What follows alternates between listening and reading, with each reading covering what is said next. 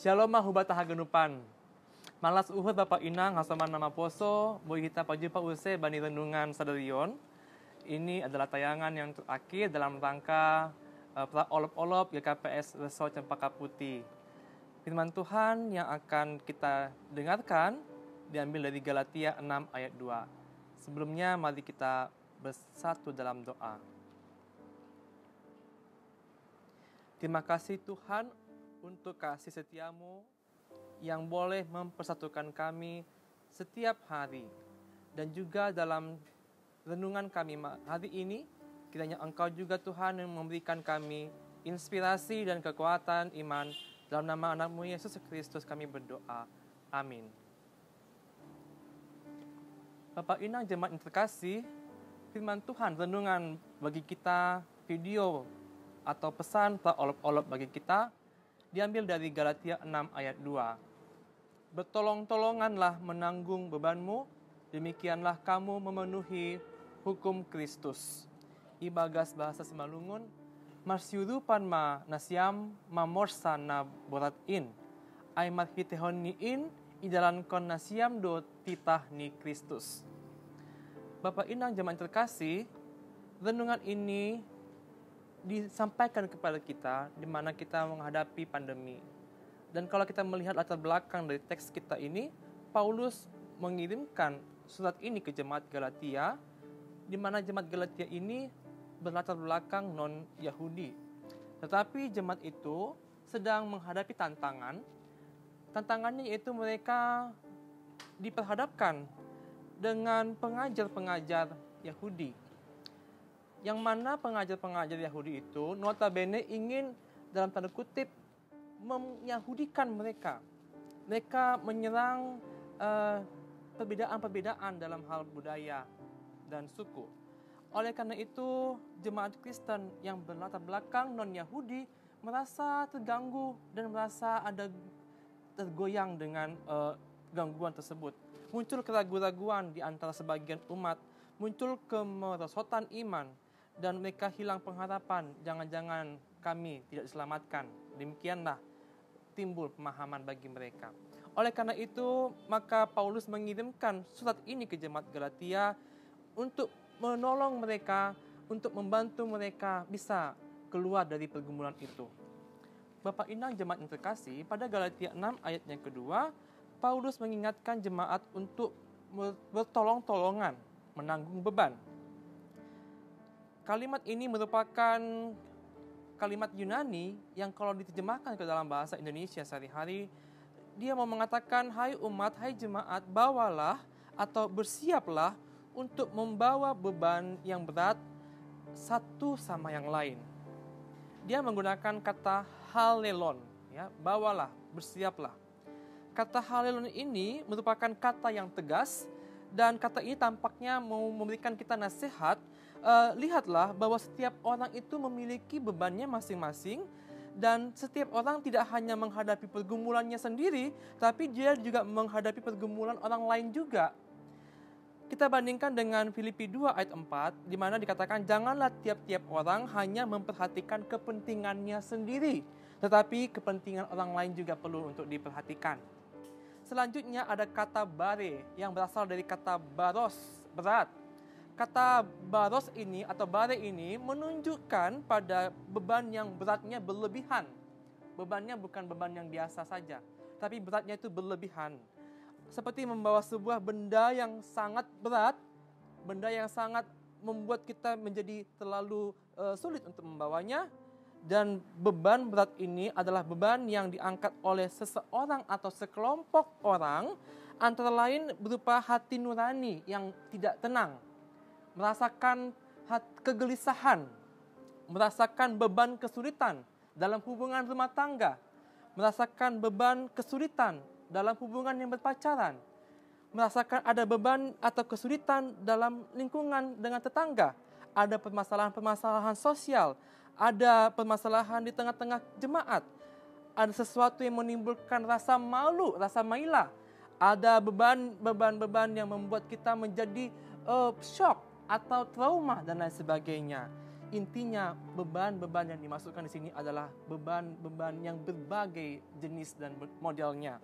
Ketika sekelompok orang menghadapi dan membawa beban seperti itu, akan timbul yang namanya rasa lelah, rasa jenuh, rasa bosan, dan bertanya, sampai kapan ini terjadi Tuhan? Sampai berapa lama lagi Tuhan kami harus menghadapi pergumulan seperti ini? Bahkan seringkali mereka tidak mampu mengangkat beban berat tersebut. Oleh karena itu Paulus menyarankan supaya saling tolong-menolong. Segala pekerjaan yang berat, bila dikerjakan oleh bersama-sama, akan menjadi lebih ringan. Perbuatan saling tolong-menolong ini merupakan tanda dan sifat dari orang Kristen. Ketika kita bertolong-tolongan, firman Tuhan mengatakan, kamu sudah memenuhi hukum Kristus. Hal ini menegaskan bahwa bertolong-tolongan di dalam bekerja, bertolong-tolongan dalam melayani, bertolong-tolongan dalam kehidupan bersama, itu sudah termasuk memenuhi hukum Kristus. Ini adalah suatu keharusan yang perlu kita pertahankan. Inilah tema dalam renungan hari ini, saling mengasihi. Saling mengasihi berarti kita bisa saling memikul beban satu sama lain. Saling mengasihi berarti kita merendahkan diri hati kita supaya kita boleh melihat apa sih yang dibutuhkan oleh orang lain dan mau memberikan tangan kita untuk menolong orang lain. Saling mengasihi berarti kita peduli, kita mau mengingat, kita mau menjalankan yang baik bagi sesama karena kita ingat firman Tuhan yang mengajarkan kita untuk saling mengasihi. Hukum Kristus adalah hukum kasih. Dia mengajarkan moral bagi kita. Dia mengajarkan bukan hanya dengan kata-kata verbal saja, tapi juga dengan contoh teladan, dengan tindakan nyata secara fisikal, maupun melalui semangat, melalui spirit yang dia berikan kepada kita. Dengan spiritual yang diberikan kepada kita, dia mendorong kita untuk saling mengasihi. Kita bandingkan dengan Roma 15 ayat 1, di sana Paulus berkata, kita yang kuat wajib menanggung kelemahan orang yang tidak kuat, dan jangan kita mencari kesenangan kita sendiri. Bapak Ibu yang kita genupan, Jemaat Nama Poso, kita merayakan olop-olop. Kita merayakan tema bagaimana kita peduli, menekankan kepedulian, gereja yang membawa berkat bagi sesama. Dan inilah yang diminta kepada kita dari perayaan olop-olop. Kita mengingat budaya Simalungun, ada budaya haruan bolon, gotong royong, bekerja sama, dan saling mendukung satu dengan yang lainnya. Ini sesuai dengan hukum Kristus. Ini adalah kewajiban yang perlu kita lakukan dalam kehidupan kita. Dan ini adalah tradisi turun-temurun yang bisa kita pertahankan. Bapak Ibu jemaat terkasih, ada suatu kata yang sekarang lebih viral juga ya di tengah-tengah gereja kita, yaitu diakonia. Atau sering disebut pelayanan meja. Atau sederhana saja kita sebutkan ini adalah pelayanan kasih. Kalau dikatakan pelayanan meja, kita agak bingung apa artinya. Kita pakai aja bahasa yang kita sering dengar. Aksi kasih, aksi sosial. Diakonia itu sama dengan aksi kasih. Nah, bagaimana kita menjalankan diakonia di tengah-tengah perayaan olop-olop ini? Bapak Inang yang tagenupan, dalam rencana olop-olop tahun ini kita mengadakan banyak bentuk-bentuk aksi diakonia. Dengan pemberian sembako kah, dengan pemberian nasi bungkus, dengan pemberian model-model bentuk-bentuk pemberian aksi kasih kita lakukan untuk mengingat kita saling mengasihi. Mungkin diakonia di jemaat kita sudah berjalan dengan baik dan lancar, tapi kita menyadari di tengah-tengah pandemi ini ternyata kita disadarkan kembali, kita perlu untuk meningkatkan aksi kasih ini di tengah-tengah kehidupan kita berjemaat, di tengah-tengah usaha bersama meningkatkan kesejahteraan, meningkatkan perdamaian, meningkatkan ekonomi, meningkatkan budaya-budaya yang baik di tengah-tengah kita. Mari Bapak Inang Tagenupan, kita tingkatkan lagi perjuangan kita, kita bangun mental berjuang dalam hidup kita, terutama bagi Nama Poso kami, bagi sekolah minggu, bagi generasi muda jemaat-jemaat GKPS Resort Cempaka Putih.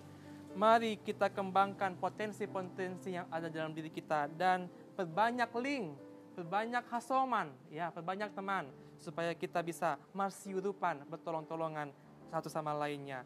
Kita tingkatkan hasadaun, persatuan dan kesatuan di GKPS ini. Bapak Inang, ini adalah tayangan terakhir untuk kita dalam rangka olop-olop GKPS Satu Cempaka Putih. Oleh karena itu, tetap kita tinggal hidup dalam kasih, dan inilah tujuan dari kita berolop-olop. Kita mau tumbuh kembangkan iman kita, sehingga iman kita itu berbuah dalam kehidupan kita bersama. Amin. Pasona kita Martonggo Mahita. Ya Bapa, kami berterima kasih untuk segenap firman-Mu yang boleh kami dengar. Selalu dan selalu firman-Mu membangun dan meningkatkan lagi Bapa mental berjuang kami. Supaya kami mampu Tuhan lebih lagi kuat menghadapi pergumulan hidup kami. Dan Engkau mengingatkan kami supaya saling tolong-menolong. Biarlah kami Tuhan selalu Tuhan merendahkan hati untuk memperbanyak hasoman kami, link kerjasama kami, sehingga kami boleh Tuhan semakin lagi bertolong-tolongan dan saling mengasihi. Terima kasih Bapa, kami serahkan juga Tuhan segala rangkaian olop-olop dan juga puncak perayaan olop-olop GKPS Satu Cempaka Putih ini. Kiranya kami semuanya boleh mengucap syukur dengan sukacita, dengan kondisi yang sehat dan kondisi damai sejahtera. Terpuji dalam nama-Mu Tuhan, dalam nama anak-Mu Yesus Kristus kami berdoa. Amin. Salam olop-olop bagi kita semuanya. Horas, horas, horas.